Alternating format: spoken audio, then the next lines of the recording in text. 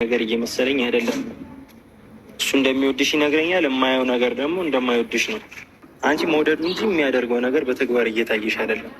ስለዚህ አንቺ የሚመርጥ ከሆነ እኛ በግልጽ እንነግረዋለን። መሆን ያለበትን መራመድ ባለበት መንገድ ይራመዳል።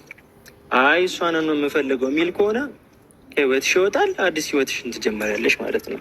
አብርሃም ጋር ፍቅረኛሞች ናችሁ ወይንስ ደግሞ ኖርማል ጓደኛሞች? እህትና ወንድም ናችሁ?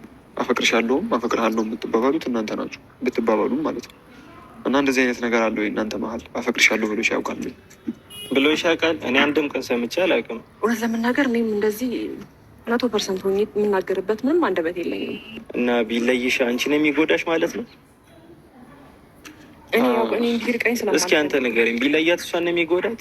እርግጥ ስሜቱን ያልጠየቅኩትም እንዳልኩ ነው። አንደኛ ስሜቱን ስጠይቀው እያስጨነኩት እያስደበርኩት ወይ ደግሞ የሆነ በቃ ወይ የሚለየኝ አይነት ስሜት ስለሚሰማኝ ነው። እስካሁን ድረስ ለእኔ ያለ ፊሊንግ እንዴት ነው ብዬ አልጠየቅኩት። እንደ ሴት ልጅ ይህ ሁሉ ጊዜ አብሮች ሲበላ ሲጠጣ ስትዝናኑ ብዙ ጊዜ ስታሳልፉ እነዚህ አይነት ነገሮችን መረዳት መቻል አለብሽ። ግዴታ አፈቅርሻለሁ ማለት የለበትም። ከንግግሩም ሊሆን ይችላል፣ ከተግባሮቹም ሊሆን ይችላል።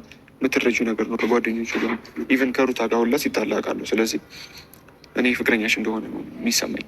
የሰማችሁ እንግዲህ ሄርሜላ ዛሬም ተመሳሳይ መልስ ሰጥታለች ማለት ነው። እኔ የገረመኝ ደግሞ ማለት ከዚህ በፊት ሩታን በየጊዜ እየጠራችሁ ስትጠይቁ ነበር። አሁን ደግሞ ወደ ሄርሜላ ዞራችሁ። ብሩኬ እስማ አሞልድ ይቅር በላችሁ። እንዲ ኧረ ተው ተጃጃላችሁብን። እንዲህ ምንድን ነው? ሄርሜላ ቆፍጠን በይ የኔ ቆንጆ። አንቺ ጀግና ሴት ነሽ። አንቺ ቆንጆ ነሽ። ከአብርሽ የበለጠ ይመጣልሻል የኔ ውድ ማለት ነው።